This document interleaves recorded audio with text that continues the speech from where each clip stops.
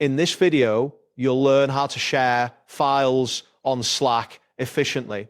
By following these steps, you will be able to upload and send files to your colleagues or team members seamlessly. Begin by navigating to your Slack workspace. You can do this by opening the Slack application on your device or visiting the Slack website in your browser. Make sure you are logged into the correct workspace where you want to share the files. Once you are in the Slack interface, locate the sidebar on the left, click on the Home section.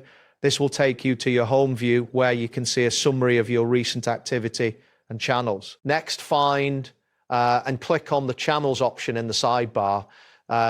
This will display a list of channels available in your workspace. You may need to scroll to see all options depending on how many channels you are a member of. After that, choose the channel where you want to share your file. Click on the channel name to enter the conversation. It is important to select the appropriate channel to ensure the right audience receives your file. Once you are in the selected channel, look for the chat box at the bottom of the window. This is where you will type messages and upload files. Click inside the chat box to activate it. Next, locate the plus icon, usually found on the left side of the chat box. Clicking this icon will open a menu with several options for sharing content. From the menu that appears, select Upload from your computer. This action will open a file browser window, allowing you to choose the file you wish to share.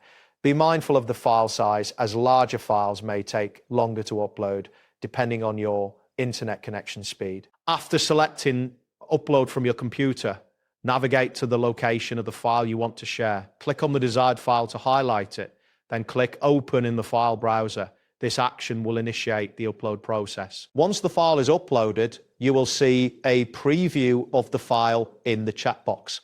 To finalize the sharing process, click on the Send button. This will send the file to the channel, making it accessible to all members of that channel. If you would like to try sharing files on Slack yourself, you can follow the steps outlined in this tutorial. There is a link in the description and pinned comment below for your reference. That wraps up today's guide.